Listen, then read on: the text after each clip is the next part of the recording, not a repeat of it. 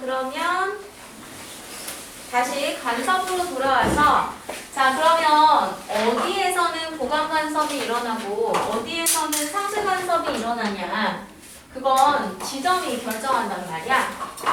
자 이런 거야. 여기 S1이라는 파가 있고 여기 지금 S2라는 파원이 있어.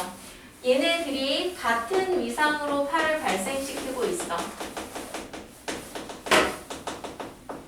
그랬을 때 얘네를 연결짓는 선과 수직 이등분선상의 지점 P점. 별로 안 그러네.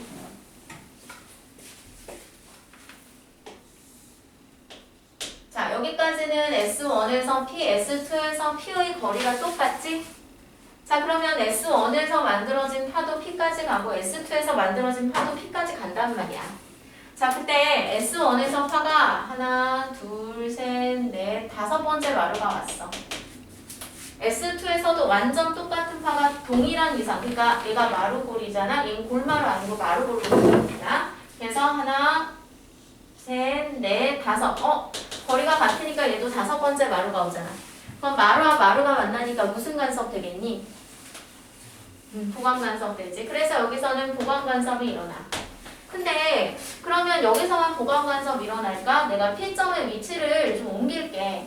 S1에서는 거리가 멀어지고 S2에서는 그거보다는 거리가 짧은데 그러면 S1에서 파가 갈 때 하나, 둘, 셋, 넷, 다섯, 여섯 번째 마루가 왔어. 그래서 S2에서는 하나, 둘, 셋, 넷, 다섯 번째 마루가 갔다고. 자, 몇 번째가 뭐가 중요해? 마루랑 마루가 만났다는 게 중요하지? 마루랑 마루가 만났으니까 여기서도 무슨 간섭하겠어? 보강 간섭하겠지. 자, 결국에는 어느 지점에서 간섭하느냐라는 것은 거리가 굉장히 중요해.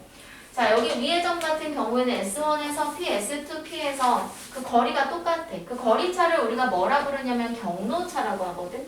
경로차가 자 똑같으니까 제로야. 근데 반면 여기 아래 P점 같은 경우에는 S1에서가 거리가 더 길어. 근데 얼마나 더 기냐면 자 똑같은 파니까 이렇게 생겼다 치면 여기가 다섯 번째 마루고 여섯 번째 마루야. 그럼 위에서 더 긴 경로가 다섯 번째 마루에서 여섯 번째 마루만큼 거리가 더 온 거잖아. 근데 이게 얼마냐면 바로 파장이지. 그래서 경로차가 파장, 람다 났어. 그때도 무슨 간섭했냐면 보강 간섭했단 말이야. 그러면 꼭 그때만 보강하겠니? 자, 여섯 번째 마루랑 네 번째 마루가 만나도 역시 보강할 거 아니야. 그럼 거리차 2파장 차이 나겠지. 그래서 경로차가 2람다. 이렇게 나도 보강할 거야. 자, 결국에는 어느 지점에서 어떤 간섭이 일어나느냐는 거리차, 경로차가 결정하는데 그걸 우리가 차이니까 델타라고 하고 얘를 풀어서 쓰면 자, 파원 S1에서 파가 간섭하는 위치 P까지의 거리와 파원 S2에서 간섭하는 위치 P까지의 거리의 차이 누가 클지 모르니까 절대값. 얘가 지금 보는 것처럼 0, 람다, 2람다 이렇게 쭉쭉쭉 나면 무슨 간섭한다는 거야? 보강 간섭한다는 거야. 자, 반면에 그러면 언제 상쇄 간섭할까? 예를 들어서 여기가 S1이고 여기가 S2야. 근데 P점이 여기 있어서 S1에서랑 S2에서가 거리가 좀 달라. 자, P점이 이쯤 있어서 S1에서는 가깝고 S2에서는 거리가 멀어. 그럼 어떤 식이냐면 S1에서 하나, 둘, 셋, 네 번째 마루가 갔어. S2에서는 더 길어서 하나, 둘, 셋, 네 번째 마루 그 다음 골이 왔어. 그러면 마루와 골이 만나니까 무슨 간섭? 이때는 상쇄 간섭할 거 아니야. 자, 그럼 지금은 거리 차이가 얼마나 난 거야? 네 번째 마루와 그 다음 골. 밑에서 오는 애가 이만큼 더 온 거 아니야. 그럼 마루에서 골까지 반파장 차이 난 거지? 자, 지금 보는 것처럼 경로차가 반파장 2분의 람다. 혹은 잘 보세요. 얘랑 그 전 세 번째 마루가 만나도 역시 상쇄 간섭할 거 아니야. 그럼 이때는 한 파장 반 차이 나는 거지? 그럼 2분의 3 람다.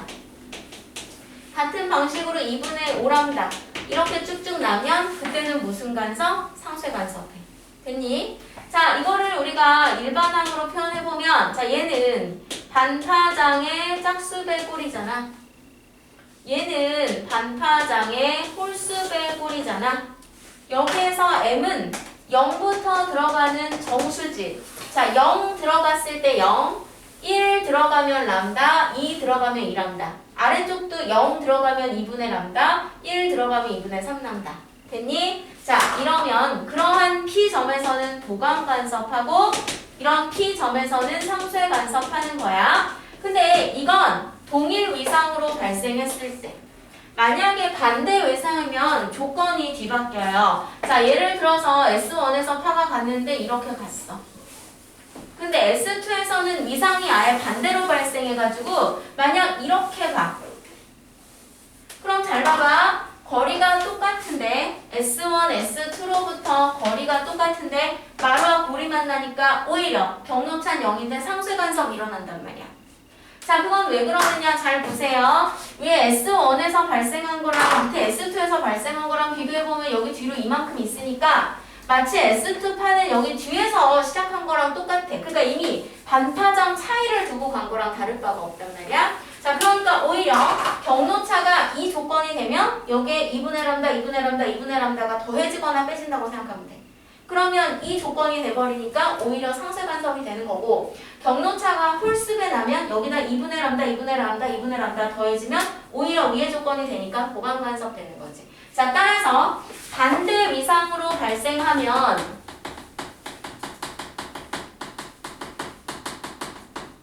조건이 뒤바뀐다 라는 거 알아두고 이 내용 자체를 우리가 간섭 조건이라고 해요. 오케이? 자, 지금 내용을 어디에다가 정리해 두냐면 118페이지 아래에 지금 이렇게 긴 빈칸 보이지? 거기에다가 얘네 둘을 정리해 줘. 이것까지.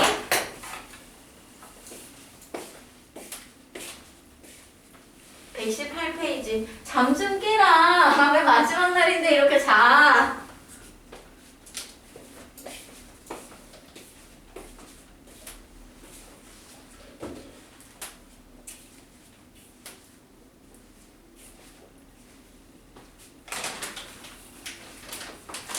여기는 학교별 내신은 어떻게 해요? 일단 너는 예비고 1이잖아. 네. 우리 시간표 보면은 1학년 통합과학 내신반이 토요일 1시에서 4시가 있고 아니야. 토요일 6시에서 9시가 있고 일요일 1시에서 4시가 있거든? 네. 통합과학은 선생님 매년 하지만 제 내신 시기가 좀 어려워. 왜냐면 학교마다 진도가 좀 다르게 나가거든? 근데 그게 또 작년에 그랬다고 올해 또 똑같이 나가는 그 법이 없어. 그래서 어떻게 할 거냐면 우리가 사실 예측하기가 어렵기 때문에 두 반으로 두고 일단 우리가 보통 내신할 때 한 8주 정도 앞에 시간이 있어. 항상 모든 내신에. 그러면은 한 3, 4주 개념, 3, 4주 문제풀이라고 보면 되거든. 그러니까 개념은 되게 빠르게 나가고 문풀은 거의 개인으로 나와. 그렇게 될 거고 개념이 토요일, 일요일 두 반이어가지고 일단은 어느 학교든 간에 첫 번째 내신은 그 1단원 앞에 절반은 다 들어가거든? 그건 토요일, 일요일 공통으로 나갈 거야. 그리고 그게 끝나고 나면은 이제 학교 진행 상황 봐서 어떤 학교는 뭐 2단원 나가기도 하고 어떤 학교는 뭐 4단원 나가기도 해. 그러면 뭐 토요일, 일요일 아이들 있는 걸 봐가지고 뭐 토요일은 2단원을 나가고 일요일은 4단원을 나가고 이런 식으로 해서 개념 일단 빨리 끝내고 문풀은 개인적으로 보고 그럴 거야. 넌 학교 어디지, 윤서가? 분당고. 분당고? 그러니까 뭐 내신은 국어, 영어랑 다르게 과학은 내용이 딱 정해져 있어, 교육과정에. 그래서 막 학교별로 엄청 다르진 않아요. 뭐 국어랑 영어는 뭐 작품이 다르고 그래서 학교별 뭐 되게 중요하다고 하더라고. 근데 과학은 사실 똑같긴 해. 근데 이제 순서가 좀 그래, 순서가. 근데 이제 물원화원은 순서대로 나갈 수밖에 없어서 고2가 되면 문제가 없는데 통합과학이 좀 그렇지. 자, 어쨌거나 그러면 이렇게 하고 그 다음 119쪽으로 가볼까요? 자, 이게 간섭이거든? 근데 이 간섭이라는 현상은 입자에선 안 나타나 파동에서만 나타나는 현상이야. 입자가 만났다고 해서 막 보강해서 더 큰 입자가 되고 막 상쇄해서 입자가 사라지고 그러진 않잖아. 근데 그럼 간섭이라는 현상이 나타나면 그럼 얘는 파동이구나 라는 걸 알려주는 건데 빛도 사실 빛은 아주 과거로부터 관심사였고 뉴턴 같은 경우에는 빛을 입자로 보기로 했고 중간에 뭐 호이겐스 이런 사람들은 파동으로 봤었는데 빛이 입자냐 파동이냐라는 그런 경쟁 싸움이 토마스 영이라는 사람 때문에 빛이 파동이다로 거의 확정이 지어졌었어. 자, 왜냐면 토마스 영이 이중슬립 간섭 실험이라는 걸 하거든. 근데 이거 현재 교육과정에 없어요. 근데 그래도 그냥 알면 좋을 것 같아서 설명하는 거야. 그 내용이 어디에 나와 있는 거냐면 119쪽 위에 있어. 토마스 영의 이중슬립 간섭 실험. 이 사람이 어떤 실험을 했냐면 일단은 단일 슬릿 하나야. 걔를 넣어. 이게 뭐 이렇게 보면 되게 커 보이지만 요만한 플라스틱 판에다가 면도칼로 한번 쓱 그어주면 그냥 슬릿이야. 자, 그 뒤에다가 이제 빛을 두는 거지. 광원을 두고. 그런 다음 약간의 앞에 거리에다가 또 이렇게 두 개의 슬릿을 더. 그래서 얘네를 이중 슬릿이라고 하는 거야. 면도칼로 쓱쓱 긁어주는 거지. 자, 이때 얘네 사이의 간격을 우리가 D라고 하는데 얘는 몇 밀리미터 수준으로 되게 짧아요. 뭐 한 1mm, 2mm 그래. 그래서 되게 가까이 봐야 슬릿이 있다는 것도 보이고 이 슬릿이 두 개 있다는 것도 알 수 있지. 자, 그러면 어떤 일이 벌어지냐면 일단 여기에다 슬릿을 둔 이유는 자, 빛이 퍼질 거야. 빛이 지나갈 거야. 근데 빛이 얘네는 장애물이니까 통과를 못한다고 하더라도 이 틈대로 지나갈 것처럼 보이지만 사실 그렇지 않아. 빛이 여기서 이렇게 퍼져. 이렇게 퍼지는 현상을 우리가 뭐라고 부르냐면 회절이라고 하는 거야. 그래서 퍼져가지고 여기 슬릿 1까지도 오고 슬릿 2까지도 온다고. 그럼 또 그 빛이 여기 슬릿에서 퍼져. 이렇게 퍼져. 이렇게 했을 때 되게 먼 곳에다가 스크린을 설치해. 이때 스크린까지의 거리는 L 미터라고 하고 얘는 한 2, 3미터쯤 돼. 그럼 어떤 일이 벌어지냐면 이 스크린 상에서 S1에서 오는 빛과 S2에서 오는 빛이 만나겠지? 만났더니 어떤 일이 벌어졌냐면 거기 무늬에서 보는 것처럼 자, 이 무늬잖아요. 밝고 어둡고 밝고 어두운 무늬가 교차적이야. 이때 밝은 무늬가 생겼다라는 것은 S1에서 온 빛과 S2에서 온 빛이 만나서 보강된 거야. 어두운 무늬가 생겼다는 것은 마치 빛이 안 온 거랑 똑같잖아. 두 개의 빛이 만나서 상쇄된 거야. 자, 여기에서 그렇게 밝고 어둡고 밝고 어두운 보강 상쇄 간섭한 결과를 통해서 아, 빛도 뭐가 되는구나. 간섭이 되는구나. 그러니까 빛도 파동의 일종이구나 라는 것을 알게 된 거지. 여기까지 가니? 자, 그런데 그러면 간섭만 파동에서 일어나는 현상일까? 회절도 그래. 자, 입자가 이런 틈을 빠져나왔다고 해서 입자가 퍼지니? 그렇지 않거든. 그런데 파동은 퍼져. 근데 빛도 이렇게 퍼졌단 말이야. 역시 회절됐기 때문에 빛은 파동의 일종이다라는 것을 보여줄 수 있는 거죠. 여기까지 가.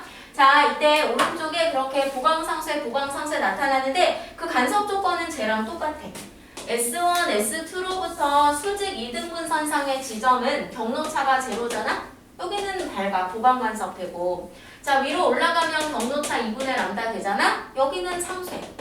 아래쪽으로도 자, 위는 S2로부터 길어서 2분의 람다, 아래는 S1으로부터 길어서 2분의 람다. 여기도 상쇄. 어두워. 그럼 또 위로 가면은 경로차가 람다, 그러면 또 보강. 아래로도 대칭되게 경로차가 람다, 그럼 보강. 그래서 밝고 어두운 분이 생기는데 그걸 우리가 보통 오른쪽에 그래프로 빛의 세계 그래프로 표현을 하거든. 그럼 여기는 밝고 크지? 세기가. 여기는 상쇄돼서 제로고 여기는 밝고 제로고 여기도 제로고 밝고 제로고 이래. 여기까지 가. 자, 특히 밝은 무늬에서 인접한 밝은 무늬, 어두운 무늬에서 인접한 어두운 무늬 사이의 간격, 얘를 우리가 무늬 간격이라고 하거든. 근데 이 무늬 간격이 D분의 람다야. 혹시 모르니까 외워두세요. 사실 지금 교육과정에 없는데 문제집에서 어떤 문제집은 이거를 요구하는 문제가 나와. 학교에서는 할지 안 할지는 학교 들어가 봐서 알아야 돼. 오케이? 자, D가 뭐야? 슬릿 사이 간격, 람다는 빛의 파장, 그리고 L은 스크린까지의 거리. 이게 무늬 간격. 여기까지 가니? 이건 학교에서 하면 외우고 아니면 안 외워도 좋아. 여기까지 가니? 자, 특히 아래 보면은 빛의 간섭이 저렇게 슬릿에서만 나오는 거 아니고 막에서도 나오는데 거기 사진에 있는 거 이런 거 본 적 있지? 자, 이거 비누방울에 이렇게 막 무지개 같은 거 생기는 거랑 기름막 위에 이렇게 빨주노초 파남보 색깔 같은 거 보이는 거 사실은 이것도 간섭 일어난 거야. 자, 어떤 식이냐면 여기 지금 물이 있고 위에 이렇게 기름막이 형성이 되면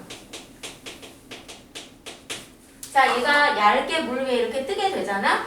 근데 이제 이 기름막 위에 보면 저렇게 막 색깔이 보이는데 얘가 그런 색소를 가져서 그런 게 아니야. 주변에 뭐가 있어서 그런가? 광원이 있어서 그런 거야. 얘네는 무수한 파장, 진동수의 빛을 갖고 있으니까 그 빛들이 이렇게 온다고.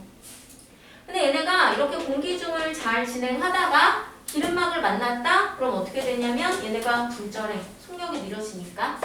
이렇게 해서 물속으로 들어가는 빛도 있어. 근데 그거는 저 기름막에 띠를 형성하진 않아. 왜? 나의 눈은 여기 있는데 일로 들어가면 나한테 어차피 안 들어와. 안 보이죠? 자, 어떤 빛이, 그러니까 이렇게 들어왔는데 어떤 빛은 들어가지만 어떤 빛은 물과 기름막의 경계면에서 입사반사 동일하게 반사. 그런 다음에 다시 공기 중으로 이렇게 굴절해서 나와. 자, 이런 빛선 안에는 한 줄기 빛선이라고 할지라도 사실 무수한 빛선, 광선이 모여있단 말이야. 그러면 이렇게 오는 애도 있지만 그 안에 어떤 빛은 이 공기와 기름막의 경계면에서 막바로 반사되는 애도 있어. 자, 이때 이 1번 광선과 2번 광선이 내 눈에 들어올 때 만나서 오잖아. 근데 만약에 1번 광선이 마루골 이래, 근데 2번 광선도 똑같이 마루골 이래, 그럼 보강 간섭이 일어나는 거야. 근데 만약에 1번 광선은 마루골인데 2번 광선은 골마루 이렇게 가? 그럼 상쇄 간섭. 그럼 그 색은 안 보여. 그래서 저기에 색깔의 띠가 보이는데 빨주노초 파남보 모든 빛이 다 보이진 않지? 보이는 거 있고 안 보이는 거 있지? 보이는 건 보강, 안 보이는 건 상쇄한 거야. 여기까지 가니? 자, 이것도 역시 마찬가지로 간섭된 거예요. 자, 그래서 지금까지 내용 11단원 끝났어. 넘어갈게. 12단원까지 빨리 하고 문제를 좀 풀게.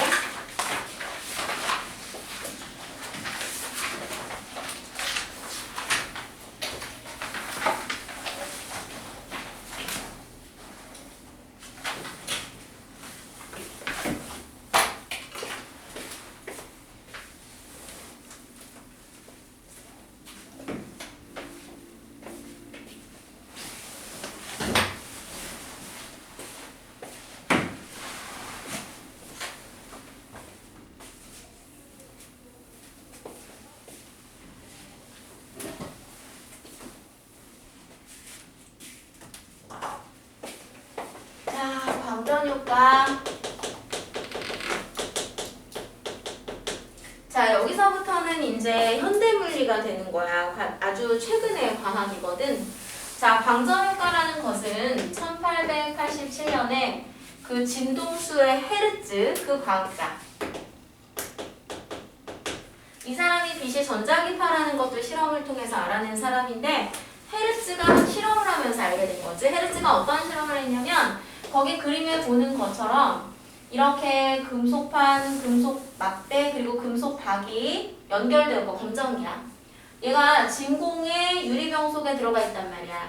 평소에 얘네 연결되어 있는 하나의 금속이고 다 중성이어서 금속박 이렇게 두 갈래인데 얘네가 전기력 뭐 특별히 주지 않으니까 나란해요. 그런데 이 금속판을 향해서 이 사람이 뭘 쪼았냐면 빛을 쪼았어. 그랬더니 어떤 일이 벌어졌냐면 금속에 빛을 쪼이니까 금속에서 전자가 튀어나오네? 이렇게 금속에 빛을 쪼이니 전자가 튀어나온 현상을 발견하게 됐고 이걸 광전효과라 그래. 이건 사실 근데 좁은 의미의 광전효과고 지금은 넓은 의미의 광전효과라고 해서 꼭 금속뿐만 아니라 그냥 어떠한 물체든지 빛을 쪼이면 전자가 튀어나온 현상은 다 광전효과고 사실은 광합성도 광전효과야. 광합성 언제 일어나? 낮에만 일어나잖아. 그 엽록체에 빛을 비춰야 그 안에서 전자가 나오면서 다시 화학 반응이 일어나서 포도당 형성되는 거야. 그것도 광전효과야. 자, 그런데 이때 빠져나오는 이 전자는 사실 일반 전자랑 똑같은데 빛 받은 전자여서 광전자라고 해. 자, 이 사람은 그러니까 이러면 어떤 일이 벌어졌겠니? 얘네가 전체적으로 중성인데 전자가 빠져나오니까 그럼 전체적으로 플러스가 상대적으로 많을 거 아니야. 그러면 높으니까 이렇게 벌어지겠지? 그래서 얘네끼리 청력작용하니까 금속박이 벌어지게 될 거야. 자, 이때 이 사람은 일단 어떻게 생각했냐면 빛 에너지가 들어가니까 전자가 튀어나오는 거다라고 생각을 했어.